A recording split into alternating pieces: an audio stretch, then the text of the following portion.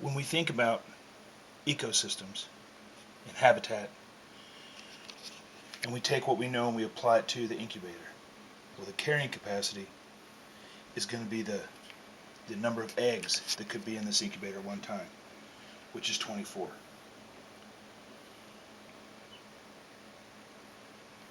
Did you hear that? You can actually hear the chicks chirping inside the egg. The incubator provides temperature. We're right at 100 degrees, 99.9. The humidity, I put moisture, which is laid in the little channels underneath that mesh. You pour water in there, and then at this temperature, it'll measure your humidity.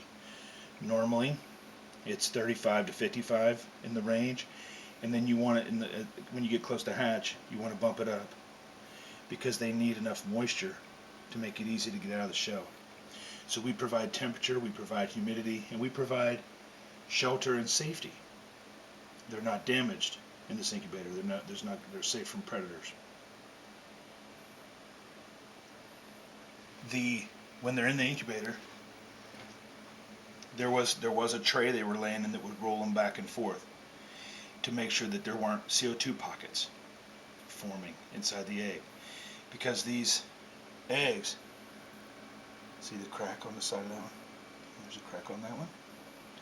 These eggs have, the chicks are still doing, as they grow and develop, they have to do cellular respiration. So they're using nutrients. They are doing cellular respiration. So as they grow and use nutrients, they're using oxygen and giving off CO2. That noise, that hum you hear is a little fan running, keeping the air circulated. And there's a vent for fresh air to go in and out. And the egg is a semi-permeable membrane.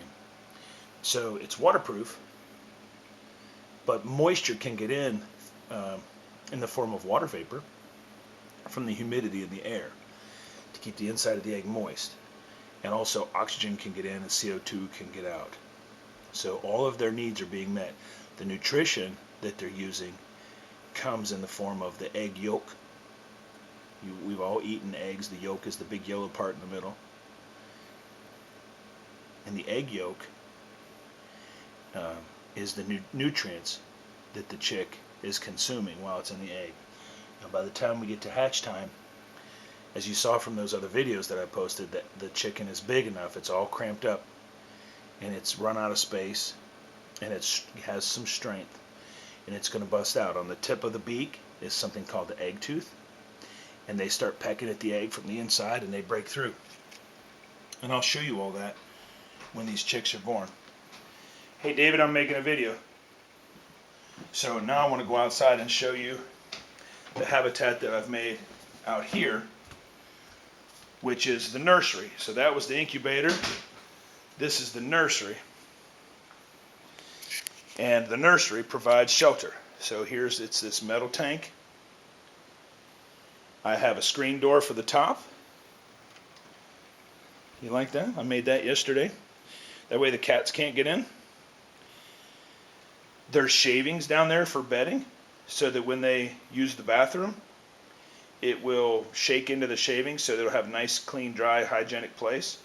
Now this lamp is a heat lamp. We have to provide heat as a source because these baby chicks, before they get fully feathered, it's really hard for them to regulate their body temperature. Now it's almost summertime, so we're having 70 to 80 degree days, but it's still cooling off at night. I have the water in there. We will have to teach them how to drink water. Now, their natural curiosity, they're just going to peck at everything. So I'll sprinkle some food in there on that board as well once we start putting chicks in. But we will dip their beaks into the water and let them figure out that that's something they can do. Because we can't explain nothing, we can't teach them anything. And if you've ever been around little kids, they stick everything in their mouth. And that's the easiest and quickest way to learn about something, is to put it in your mouth. Chomp on it. Is it hard? Is it soft? Is it hot? Is it cold? Is it salty? Is it sweet? Whatever. So that's what these chicks will do. They'll go around pecking at everything. And that's how they learn what they can eat and what they can't. So I'll sprinkle some food in there on that board in a little bit, and we'll dip their beaks in the water, and they'll be up and running in no time.